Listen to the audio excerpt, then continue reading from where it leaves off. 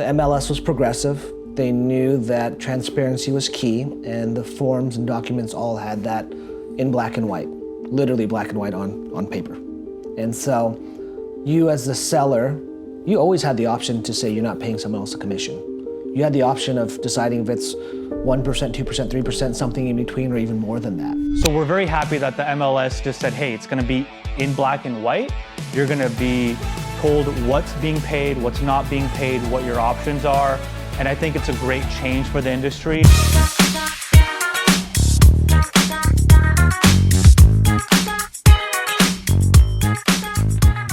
Welcome back, everybody, to another episode of Real Estate Seattle Today, or REST, as we like to call it. Before we get started, I just wanted to address a couple of awesome things that have happened. The reason we're here is obviously Henry Shim, right to my right. Henry was featured in an article in Real Producers magazine this last month, and the print will come out in September. But Henry, I just wanted to maybe touch base on how that got started and who reached out to who, and that whole process.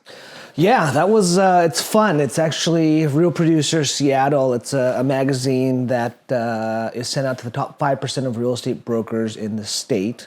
And they actually reached out to me when they first launched, and maybe it is my fault. I said I was too busy to get in the articles when it first launched, and knowing what I know now, it's a phenomenal magazine, and lots of friends and other brokers in the business have been featured in it. And when Shay, the head of Real Producers, reached out to me again, I couldn't say no. It was kind of funny. I said, Shay, I don't know if you remember or not, but you reached out to me when it first launched, and we just didn't connect. And so this time around, I jumped at the opportunity because, again, lots of colleagues, lots of friends, a lot of top producers in the market have been featured in that magazine. And so it was a great honor, and it was a nice showing for me to tell people my story and how I got started and why I'm still in the business 20 years later and why I love it so much even to this day. And, besides my kids and my family, the reason why I get up. And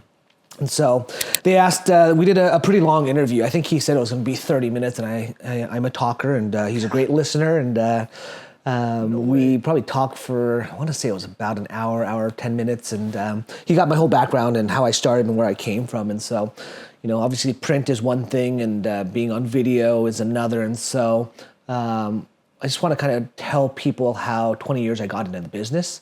I was actually a fraternity guy at UW, Sigma Phi Epsilon, SigEps. Again, it was a very fun time in my life, and I met some of my closest friends that I still consider my best friends, and that's where I met Akash as well too.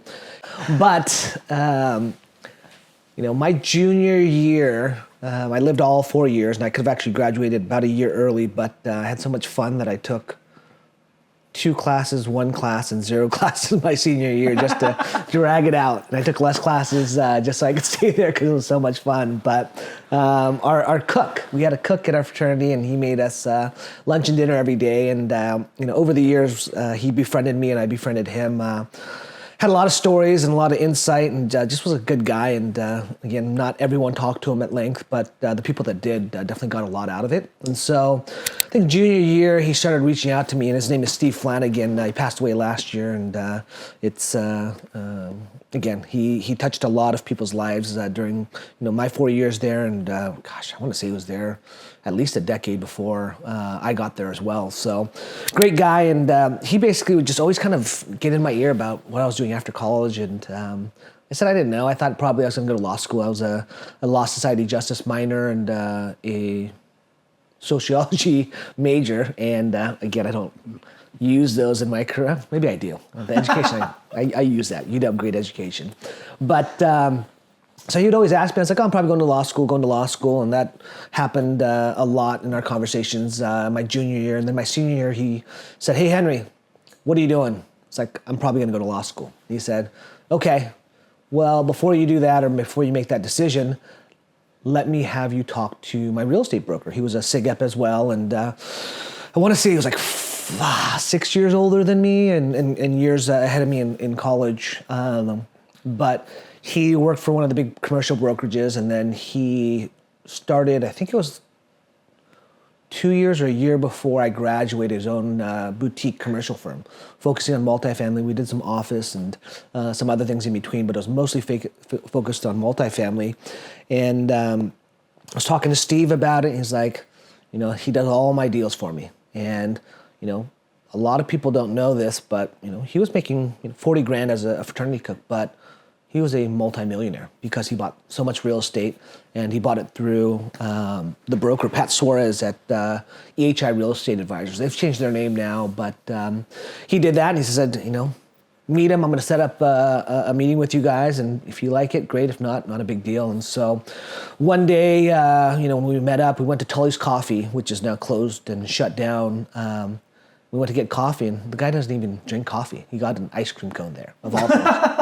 But I got a coffee, and I talked to him, and it was a long conversation, but also a short one. He basically came out with guns firing, saying, "Hey, I don't know who you are. I actually don't care who you are, but Steve has had hundreds of people, hundreds and hundreds of people come through since I've graduated, and he's never, ever referred me anybody from the house. And he's bought a lot of real estate for me. He helped me with my start in multifamily. He did a lot of business. And again, I don't know who you are, but if you want the job, you're hired." And I was like, that's the easiest interview I've ever had in my life. And I've had some easy ones growing up because, I worked at the mall, and that was an easy job to get. Yeah. But so he basically told me, "Hey, you probably won't make any money for the first year. Make sure if you've got a part-time job or a summer job, work as many hours as you can, save your money, and get your license. Here's how you get it. Here's a class you can take." And it was I think it was actually my fall quarter that I got my license. Wasn't practicing. I take it back. It was my winter quarter I got my license. And once I graduated, I worked my part-time job at Nordstrom's, saved a little bit of money, and then started full-time at EHI Real Estate Advisors. And from there, it turned out to, I think it was about a month in, I closed my first deal. And it was with a friend, another friend of the Greek system. And that's kind of how I got my start in that's how I got my start in real estate. It was literally through connections that I made. And it's such a funny story. I was always the nice guy in college. I was best friends with everyone in the house. I was the guy at, fraternity parties where a girl, drank too much, whatever it was, and I'd walk her to her sorority. And I had a great reputation, knew all the other fraternity guys, and I was the social chairman, I think, officially and unofficially for 4 years. And I basically met everyone through the Greek system. And so I was doing multifamily, but I do little not side deals, but I do deals on the side for friends. And so that helped supplement some income. And it was all people I'd met through the Greek system, and funny enough, it was all sorority girls. It was a situation where, all of us guys were having too much fun, going on vacation, going out and having a good time, and the sorority girls may have been doing the same thing, but they were saving their money because we were all buying them drinks. And so they had a lot more money than we did, and it was condos and townhouses and a couple small houses. And when the market crashed in 08, 07, 08, when the writing was on the wall, my parents, my brother, both, all of them I respect and love so much. They said, "Hey, you gave it a shot. Market's not working for you. Go get a real job." And I told them that I loved real estate so much that I didn't want to do that. And they said, "Well, what are you going to do? You're not making any money." I think in college or right after I graduated, I think that first year I made like $45,000, $50,000, and then by the end of it, before the market crashed, I think it was like 70. And back then, that was a boatload of money. It's still a lot of money now, and it was a situation where I was able to squirrel away some money. Bought my first place in 2006, and but when the market crashed, I think in 2009 or 2010, I made $12,000. I could have got Section 8 housing, I could have got food stamps, and this is when my parents and my brother were like, "Go get a real job. You need something with insurance, you need something with benefits, you need something with, hopefully stock options, and something that's more consistent." Because in real estate, you can go months and months and months, and certain people, years before you close a deal. And in a market like that, it was hard to do. But I somehow stayed in the business and partnered up with a friend who's actually the owner of our company, Industry RE. and he basically showed me the ropes of flipping houses. He had done it quite a bit over the years, and partnered up with him on a few, and he did more South End stuff that I wouldn't do in terms of the quality, but because of the market, and again, you didn't want to spend too much because you still had to sell the place and make a profit off of it. But in the span of 2010 to 2012, maybe 2009 to 2012, I think I did about 18 homes, and some deals I made a couple $1,000, put tons of hours into it. Other deals, I think the most I ever made on one was like 45,000, and that kept me going. But that actually also helped me learn about real estate, and running numbers is one thing, and nowadays with all the websites and algorithms that are put in place, it's pretty easy to value a property. What I learned by remodeling and selling my own homes was what it costs to fix a bathroom, what it costs to remodel a kitchen, what it costs for new windows, new roof, electrical, plumbing, permits, talking to different vendors. And I think that's a skill set that, us as investors, us as landlords, also helps our clients, because our clients may be first-time investors. Our clients may find a home that they love in a location that they have to buy, but the home needs a lot of work, or the layout doesn't work for them, and they're growing family. And so, we go through that process, and when we walk through a home, we beat it up. It doesn't matter if the home's perfect. Our job is to find the faults of that home, and I couldn't do what I do now, these last 20 years, if I didn't have that experience. It taught me to find issues with homes, because the last thing someone wants to do is replace a $5,000 furnace. The last thing someone wants to do is replace a $15,000 roof because we missed it or the inspector didn't catch it. It happens sooner rather than later. And so we have that mentality of we're an open book for everything. We really try to convince you not to buy a home, because your job is very easy when you think of the idea of buying a home, of calling it a place for your family to be safe, to raise a family, to bring your parents in if they're older, whatever it might be, or even an investment. But on the back end of it, our job is to teach you and educate you about the process, to tell you these things are going to happen in the next couple of years. Start budgeting for it. If you don't have the money for it, maybe it's not the right place for you today.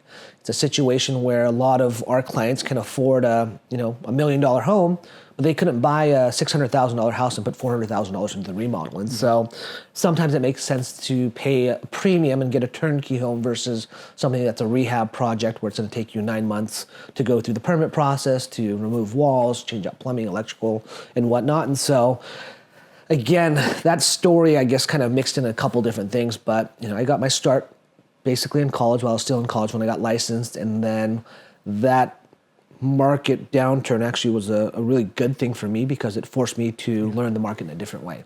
I needed to survive. There were so many people right out of college that became real estate agents, whether it was commercial or residential, and a lot of them left. I think off the top of my head, friends from college, I think there's 3 of us left, 4 of us left. There's probably more, but the people that I was actual friends with still in the market. And so the people that lasted, the people that survived, they've got that experience. They've got the 1-2 decades of experience, and that experience again is what helps us get to where we're at. Now I've remodeled 25 of my own homes. Most of them I've sold, some were rentals. And then, again, because of the education process and knowing the contractors and who to reach out to for a small fix, a big fix, something with permits, no permits, etc., it allows us to teach them what to do, who to talk to, and then create a budget for them so they know what they're getting into. They know how much they need to save or how much they need to spend, or should I put a bathroom there or should I not? Is this going to be a rental? Is this going to be for a house functionality? All those different dynamics of home ownership. And so that I think is really kind of a forte of what we do. Yeah. We've owned properties. Akash has a couple rentals now, and he's fixed them up.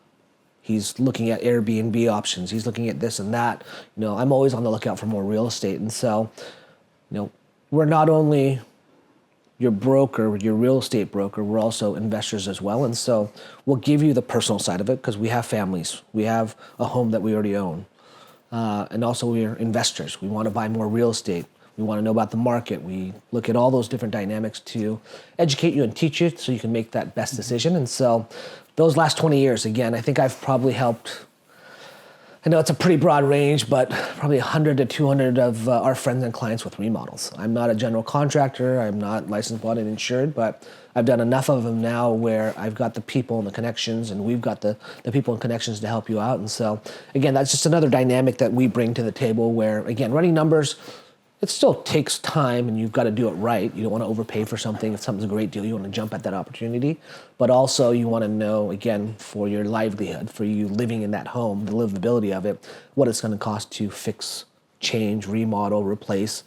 Hey, should I just leave this as is? I don't really care too much and it's going to be a rental. I could still get top dollar for it. Or, hey, changing out the kitchen, it's a $60,000 upfront cost, but can I get more rent for it? Let's walk you through that process and educate you. And so, again, I'm mixing two different stories into one right now, but, college, career, multifamily, commercial, and then, starting to buy my own homes, remodeling them, renting them out, and then now full-blown, residential real estate broker, do a couple multifamily deals here and there still with old past clients. But, we want to help you. I want to help you. Akash wants to help you. Learn the market, learn about your home, and make sure, typically for most people, the biggest investment they ever have is their home, and to make sure that they're buying something that makes sense for them now, tomorrow, and in the future, and maybe for generational wealth for their family and kids as well. So, that's exactly what you just said is what brought me to you in 2018. So before 2018, I was working at T-Mobile, I was selling phones, managing stores, and it was good money. It was just a grind. In August 2018, Facebook just reminded me, I sat down with Henry, who, like Henry said, we lived together in college, and I always kind of looked up to Henry. He was always, he's always helpful. I wasn't even working with him in real estate, and he would help me out on a deal. And so that, with the track record that I knew of Henry from other friends of ours who've worked with him, he's the reason I got into real estate in 2018, straight up. I remember having a conversation like, I really want to do this. And he said something to the effect of, you'll be great, but not right now. Like, go do a couple of years somewhere else and then come bug me in 4 or 5 years. So that's exactly what I did. I got my license, went to Windermere, just was in a little rat race. And slowly we started working more and more together. I got married last summer, and at the same time, Henry and Julia were pregnant with Edie, their second kid. And so it was a perfect time for me to come in and help while he was taking care of the babies. And that's how this got started. But it was genuinely because I liked Henry as a person. I liked how he thought of real estate, right? It wasn't money, it wasn't closing deals. It wasn't like a big whiteboard with how many deals have you done today, how many phone calls have you made today. Genuinely, have you helped anybody today? Have you helped your clients? Like, that was just such a transformational thing for me to see. And that's why I was like, I have to work with this guy. I'll wait 5 years if he wants me to wait. But the track record that you have built, Henry, is amazing. And I just wanted to be a part of it. And the Flanny story is amazing because I had no clue until like 2 months ago.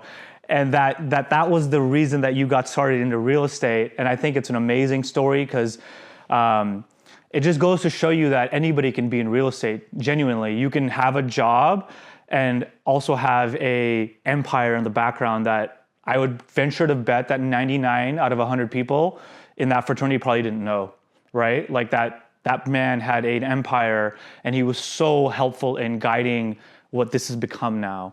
So I always love that story. I think it's amazing. I kind of wanted to talk a little bit about what's happening in the news right now, Henry. I don't know if you've paid attention. That's a joke. We pay all the attention. The rate cut talk, right? Like, I'm sure you guys are hearing about it and following the news, especially because it's an election season. Jerome Powell came out last week and said that there might be a rate cut in September, most likely. And we kind of want to just touch on it. And will that even have an effect on interest rates? Depends on the size of the cut, how many cuts. What does that mean for you as a buyer? How can you take advantage of that?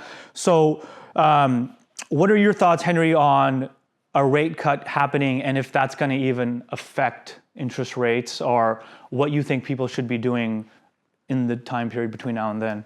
Yeah, that's a great question, and ones that clients and friends and everyone in between has asked about. The thought process is 5 basis points, or is it 50 basis points? 50 basis points. 50 basis points, excuse me, and that's all baked in already. I think people that are waiting on the sidelines and are rate sensitive, that's already baked in right now. If we don't do a cut, this is going to shoot back up. We're probably not going to do a larger cut. I think the largest cut we ever had was during the great financial crisis, so that market collapse, real estate market in 08-ish, give or take a year, depending on who you're talking to, and that was 3/4 of a point? Yeah, 0.75. 0.75. And so it's a scenario where, for me personally, professionally, I don't think that's something that people should sit on the sidelines for. If you're buying a home and you're buying it for long term, it doesn't matter, because every agent, every lender will tell you can refinance down the road.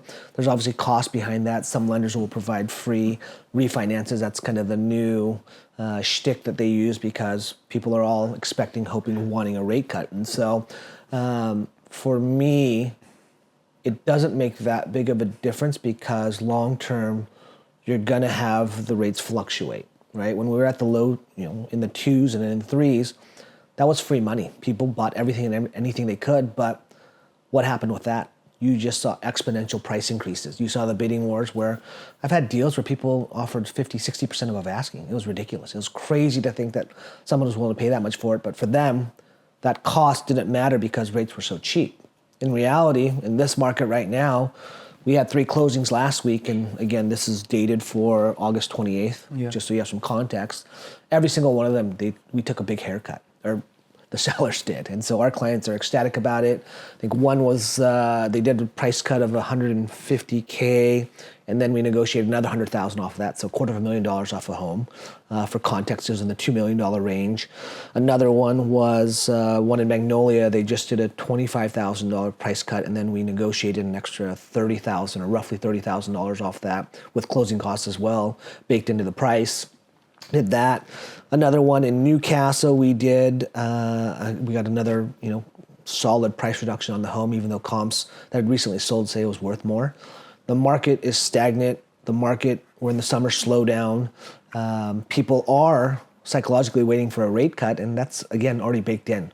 And again, that could fluctuate up or down depending on what Powell says, but we're not going to see something massive. If he does anything, it's going to be a trickle effect, and he's going to, do it quarterly. He might do it monthly, whatever the timeline is. But we've all been waiting since March, because that was the first time that they discussed we're going to do a rate cut, and then it was April and May and July, and now we're in August and we haven't had one yet. And so I wouldn't take that for the idea of a rate cut to be gold for any prospective buyers. Again, you find a home, and if you can get a big enough discount on it, it's a great deal. Jump on it. If it's something where you don't like it and you're forcing yourself to buy it, don't. Stop.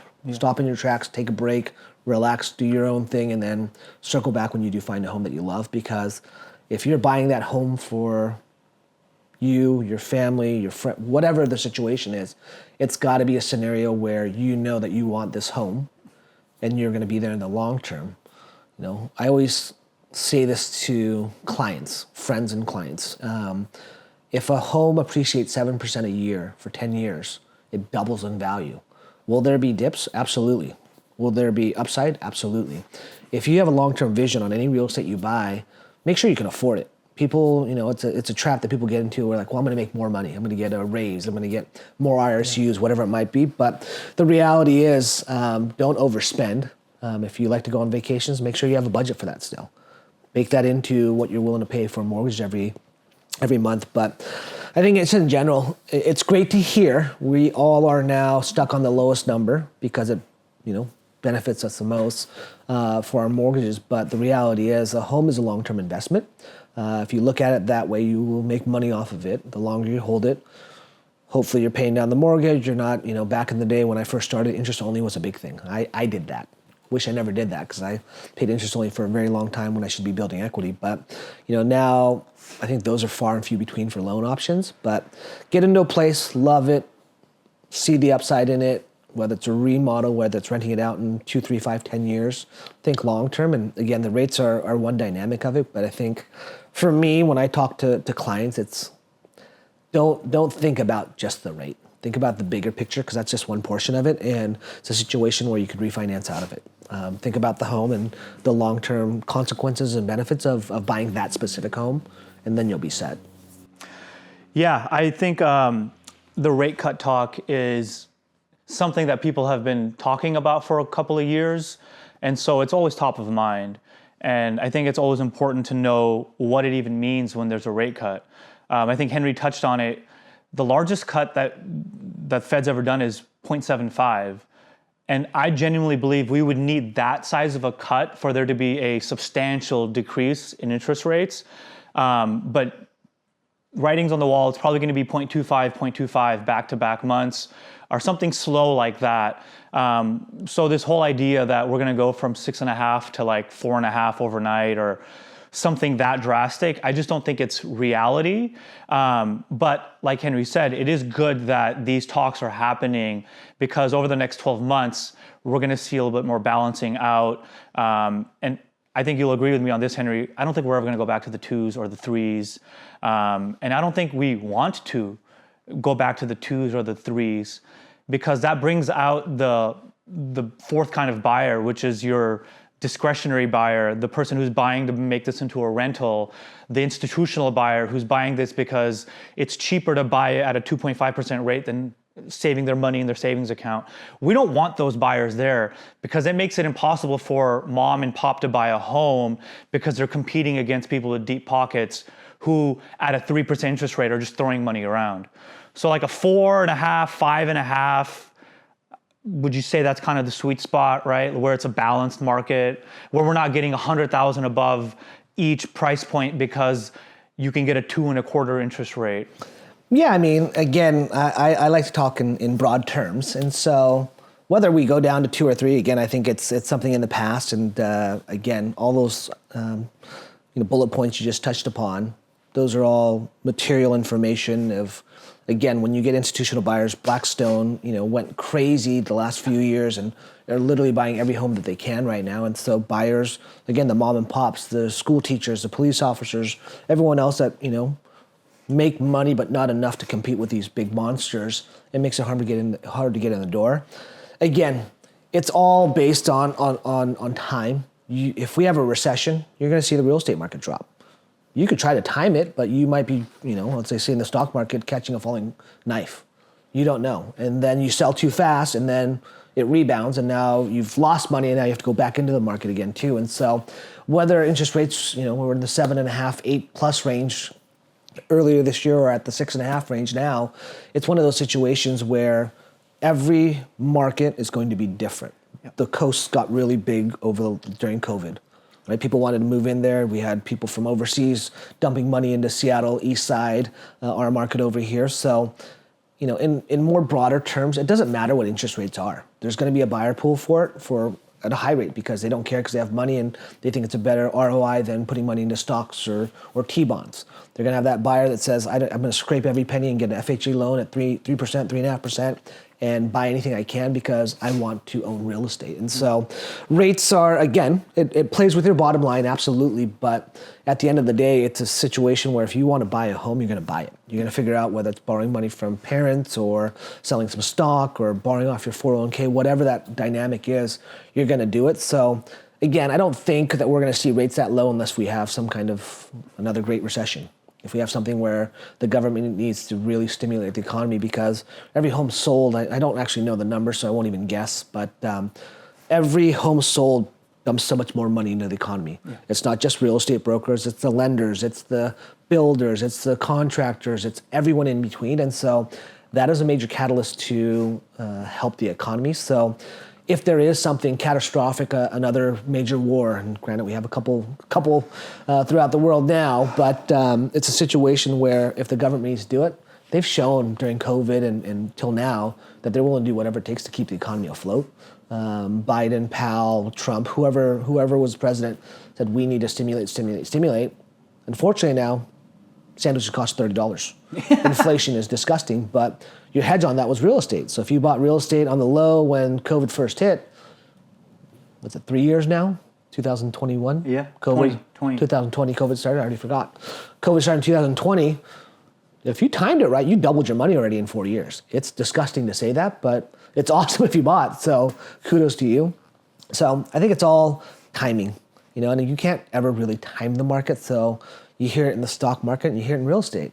It's time in the market, not timing the market. It's time in the market. And so, again, have a long-term outlook on what you're doing with this real estate, whether it's a owner-occupied situation or a rental. I think long-term you'll make your money off of it again, with inflation in place, real estate prices are going up higher. And, a $5 sandwich going to $6, that's a 20% increase. A $1 million house going up 20%, that's $200,000. It's all based on scale. You got to keep an open mind to that.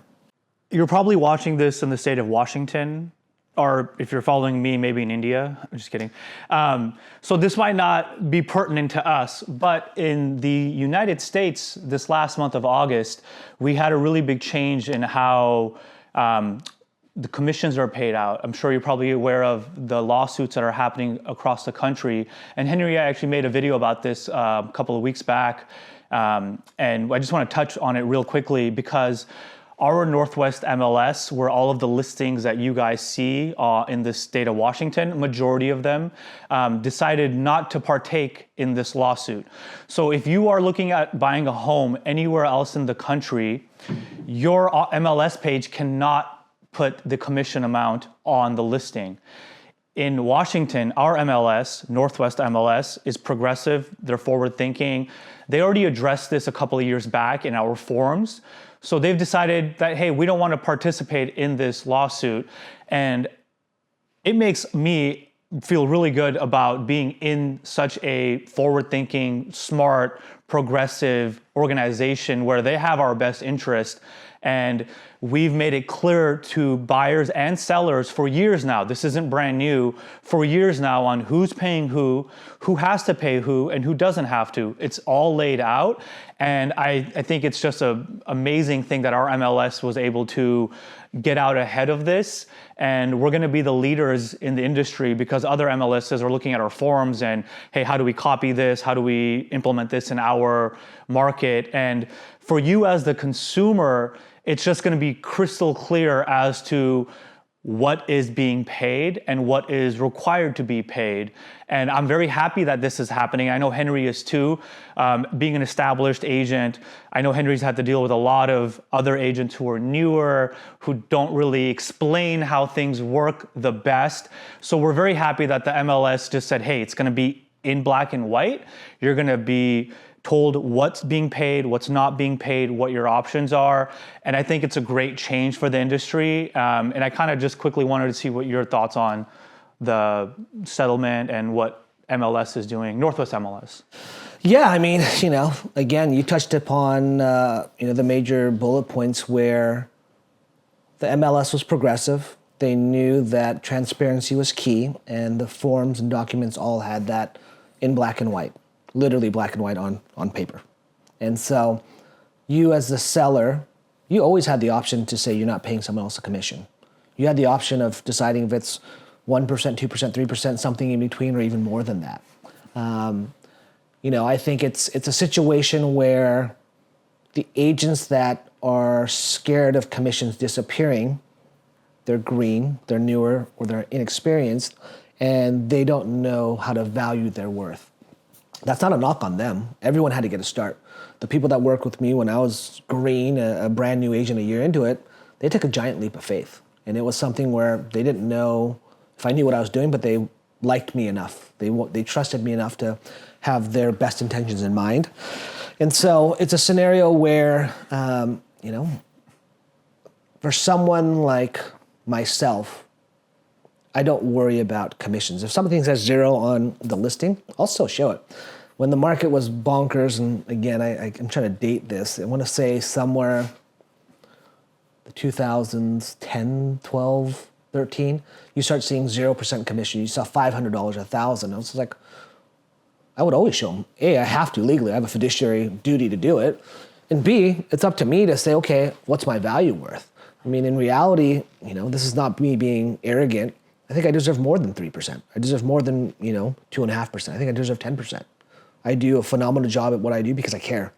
Again, as mentioned earlier in this video, and this might be a clip that you guys see online or on social media, but my job is to inform you. My job is to tell you all the pitfalls of buying this home that a lot of agents don't know what to look for. I mean, I've had scenarios where we're touring homes and I hear an agent say, hey, these hardwood floors are beautiful. And I look at my client and I say, these are laminate floors. I've been in walkthroughs and I hear another agent saying, oh, all the wiring's been updated. And I go into the basement and I point out to the ceiling, exposed walls, and I see knob and tube wiring. That's not updated. And so there's a value add. And for me, 20 years in the business, 500 deals, give or take, with my team and myself, my knowledge is invaluable. And again, that's not me being arrogant. I earned it. I went through the ups and downs. I've ripped open apart houses myself. I literally did demo work. I would watch contractors hours and hours and hours a day to see what they're doing and ask them questions and learn. I'm at all the inspections so I can talk to my inspectors about updated codes and what I should be looking for. People think, oh, what should you get paid hourly? I mean, I should get paid $1,000, $2,000 an hour. I'm just as important as an attorney because I could save you from buying a house that's going to cost you $200,000 to fix and remodel. Again, inspectors aren't perfect. Real estate agents aren't perfect, but you build a team around you. You build contractors and other vendors, lenders. I've got my lenders I love to death, and I want them to work. I want them to work with my clients because they're our clients now. If you don't do a good job, you don't get my business, and our book of business is massive. And so it's a scenario where, for me, commissions have never been an issue. It's not that I'm hungry to close a deal because I have to make a mortgage payment or a car payment or anything like that. It's, it's always looking out for your best interest. And so, again, I think that every seller, every buyer has the option of negotiating, and they should. It is your right. It is your duty. You want to make the best financial decision for you as well. But when it comes to my stance on it, it's you don't go to the doctor and ask for a discount. You don't go to Amazon and say, they don't go to you and say, hey, we're going to pay you 30% less. Do the same job and actually care and do it right. For me, I think there's an intrinsic value that no one else can give that we can give. And so, again, I actually might do another podcast for another broker, and so this might overflow if I do end up doing it. But again, I think the brokers that are established, the brokers that have the experience, the brokers that know their value, aren't sweating this commission, discussion. It's always been there. It always should be there. And, I'll tell a client, if you're not going to give me 3%, then it probably is not going to work out because I add a lot of value and I give a lot of spiffs to clients to make sure that they're getting as much value and they're getting marketing dollars spent on their listing, they're getting open houses, they're getting my full attention. My goal, our goal every time that, we talk to you and work with you is to think that you're our only client. We want you to know that anything you need, call us. I've had clients call me at 1 a.m, I pick up my phone. I've had clients email me and they're like, what are you doing up at 3 a.m? It's like, I'm working. It's one of those situations where there's a value in all of us and all that we do. And so it's a scenario where it makes sense to really pick and be very discerning on who you work with, because you might save, money on a discount broker. Is that money, say you save 10, 20 grand, but then you buy a house that you hate, you buy a house that needs a lot more work to it, cost you $100,000. You just lost money on that deal. You think you save money by using that broker that's giving you a rate or commission cut or whatever you want to call it nowadays, but it's really looking at the bigger picture. You want an advocate for you. You want someone that you trust. And so, again, like always, I go on these kind of random tangents when Akash talks to me and asks me questions on these podcasts. But I think the reality is, everyone deserves what they deserve. And maybe a broker that's not as experienced will give you a discount to work with them. And the brokers that have been around the block and know what they're doing, they want a full commission, whatever that number is, what they think is fair compensation. So, yeah. Long synopsis is for us, it doesn't matter. I mean, I think we have a value that we provide to every one of our clients, and if you don't see that value, we're not the right people for you. And again, someone else may be there for you. No, I love all that. I think you brought up something important about surrounding yourself with a good team, and I know that that's one of our biggest assets at the Henry Shim Group is we have a great team of people. Jay, our marketing guy, he's right behind the camera. He's fantastic. I think he's really just put us on another level. Our vendors we work with, they're fantastic. Even you, Carlos, we love you. Everybody's great. And I think that's something that people need to understand is when you start working with us, you work with vendors that Henry has, filtered and picked out over 20 years, right? We work with the best and they provide the best service. While you were talking about that, Henry, I started thinking about the team structure, and I kind of wanted to wrap up talking about our favorite topic, our alma mater, University of Washington football. We're in a whole new conference this year. Have you even had a chance to wrap your head around that? Like, Apple Cup is in 2 weeks.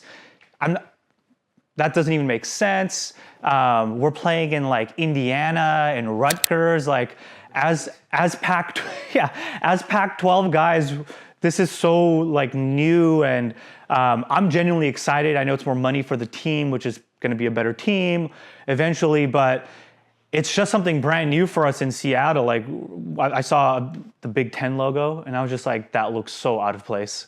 Like, what?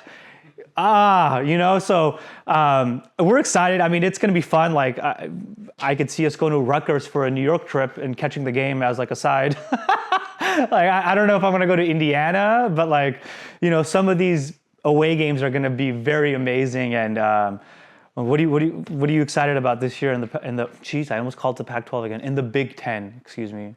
So I'm a traditionalist, and so I hate it. Right? I truly hate it. I think it's terrible for the student athletes, and again, a lot of them are getting compensated very well. They're making more money. They would have gone pro, but they're great college athletes. So that dynamic, it's great.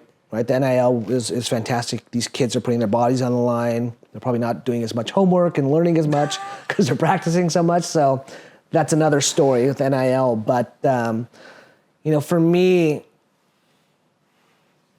I grew up in the Don James era. I grew up in the era, and I mean, God forbid, we were in Tyrone Willingham in our 01st season. And so, the good, the bad, and the ugly, it's all there, right? You can't hide behind it. I'm sure all of our Coug fans are laughing at that comment. But, just laughing right love our championships. And last year, Akash, when we went to the championship, I mean, that was amazing. My heart broke. I love it. Yeah. I love going there. It was awesome. We play Michigan this year. But it's one of those things where I don't like it, and I don't know if you saw this or not, but Comcast isn't playing ball right now, so these games aren't going to be televised locally. So you actually have to go to games. But I did see on Twitter, or X as they call it now, that if you wanted to go to Weber State, on the secondary market, you can buy tickets for $5. So that's how people excited they are about Weber State. No offense if you went there. But for me, I think it's just one of those things where at some point, I think it's going to happen based on just what you hear from people. Like, you got to get rid of these conferences. It doesn't make sense, right? At the end of the day, you need to have one giant body. Someone's going to pay, $50 billion for a 5-year contract for all the football games, and the allocations are going to be, on a weighted scale for the big schools versus the smaller ones. But the reality is, I mean, this isn't fair to the kids. I think that the travel, and again, you go to college to go to school. Again, life has changed now, and sports and entertainment are very valuable assets. And so people are paying a lot more for tickets. People are paying a lot more for media rights and whatnot. But I think in general, I mean, it breaks my heart as a traditionalist that we don't have all of our same teams. Even Wazoo, that's an in-state rivalry. We have so much tradition, and I've got so many friends from Wazoo that are bitter about the move and how they didn't get to come with us, and they're in the Pac-12, which is the Pac-2 right now, and maybe down the road the WAC's going to get thrown into it, or they move to the ACC or whatever it is. But again, those conferences, they don't work geographically, and at the end of the day, I think student athletes are,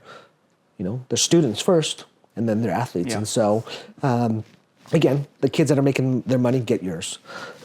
Get paid, have a good time, enjoy life. But the the reality is, a lot of these kids now are going to miss tests or they're going to fall behind in doing different things. And so it's not so much the sports dynamic of it, because I'm a diehard Husky fan. I love sports in general. I'm even sitting differently because we're talking about sports, and I think I did that when we talked about. You got excited.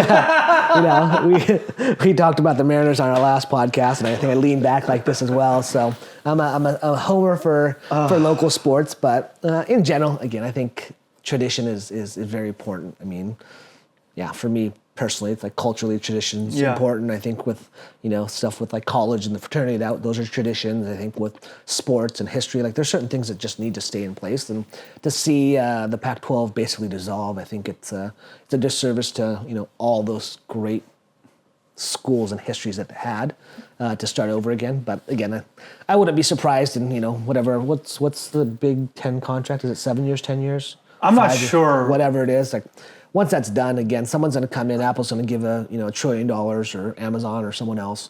Side note: did you see that the Kelsey brothers got $100 million from Amazon for 3 years? This is not a topic of conversation, but 3 years for their podcast, $100 million. Are you kidding me? Let's go, really. That's wild. Hey, that's like wild. And subscribe right now, because we're trying to get there as well. I will sell this podcast. We will sell this podcast instantly for $3 million. Yeah. Whoa, don't lowball us. Come on now. $300 million. $300 million, yes. So on your point, actually, I think I know what the realignment's going to be, because it's Fox on one side, and right now Fox has the Big Ten, and it's Disney on the other side, and Disney has SEC. So those are the two powerhouses competing. They have the contract money, they have the TV money.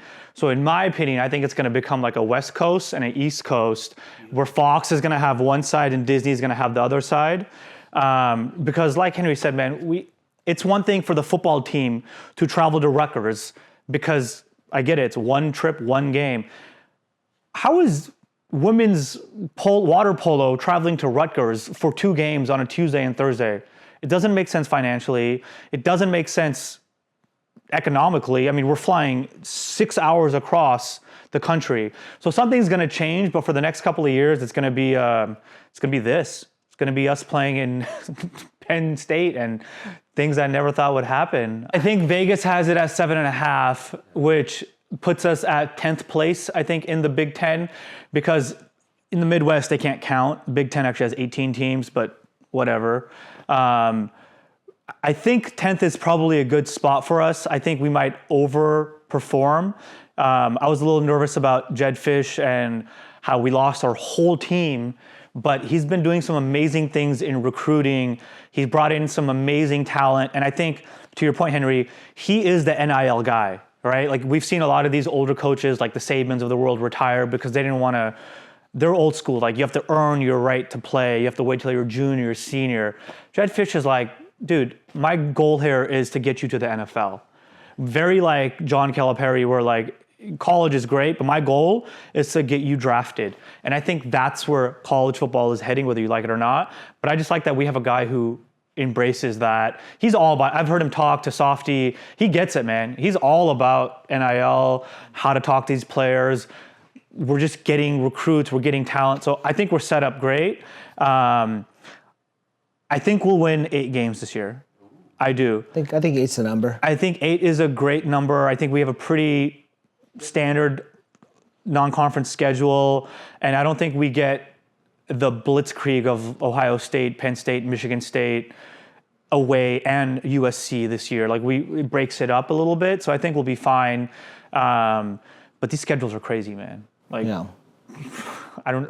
we're going to New York and like Indiana, and like a Pac-12 school is going to the Atlantic Ocean. Yeah. Money, money, money. Well, that's it for us at Rest. We'll see you guys next time. Hasta luego.